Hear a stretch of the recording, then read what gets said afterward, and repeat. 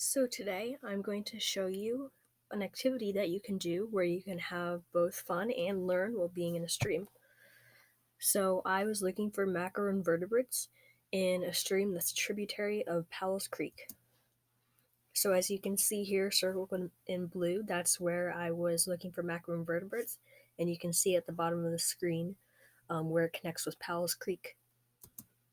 And here is the satellite image so you can see some of the land use. There's some farms and there's also a fair amount of forest in the section I was looking at.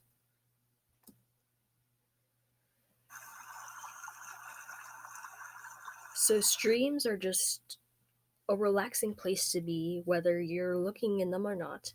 It's just very calming, and it's a very fun activity that you can do with your family or by yourself. But always be careful when you're going inside the stream by yourself. So here you can see what the stream that I was in looked like. It was more narrow, on the more narrow side, and had some rapids. Pretty typical stream for this area. So before I get into the macroinvertebrates that I found, I'll talk about some of the plants and other life.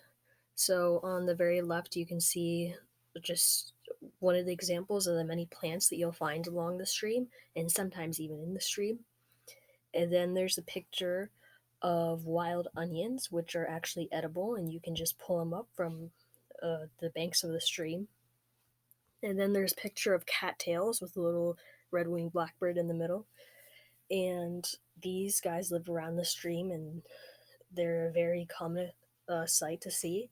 And something that I actually learned this year is that the cattail shoots are edible, and you can pick them, and you can look online how to eat them. So now into the macroinvertebrates. Here, you just pick up a rock and you might see these little rocky structures. These are actually caddisfly houses. So these caddisflies can live in these little cases that they make out of pebbles, little sands. They can even make it out of sticks and stuff. So pick up a rock and see if you can find these. Some other things I found were this water penny on the left, which actually shows that the stream is in good health. And then there's snails. You can see them crawling up rocks, and they're always fun. And then here on the very right, there's a picture of a mayfly. And I know that it's a mayfly because you can sort of see that it has three tails in that picture. And then this left and middle picture are of stoneflies. You know that's the stonefly because it has two tails and of the location of its gills.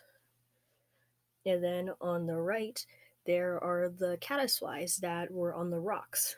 And here you can see that they become comfortable with their surroundings and they're peeking their little heads out.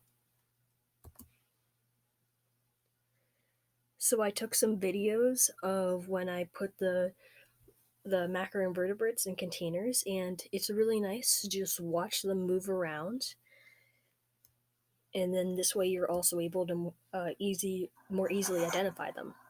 Like, you can just watch this little wormy guy just swim around in the water.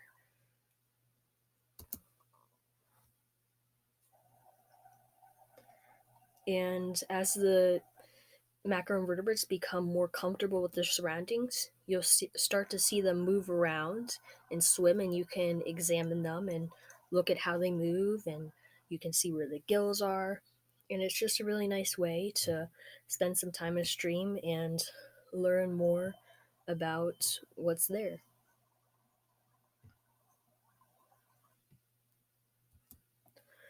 So you heard me say that, like, this was a mayfly or this was a stonefly, but how did I know that? And how would you know this? So what I use is a dichotomous key, where you answered questions to figure out what the creature is. So for the stonefly example, as an example, it didn't have a shell, it had legs, it had three pairs of legs, it didn't have wings, and it had two tails. So based on the picture, I can tell that it's a stonefly nymph. And you can do this with almost any macroinvertebrate that you'll find in the stream. So go outside, go in a stream, pick up some rocks, see what you find, and have fun.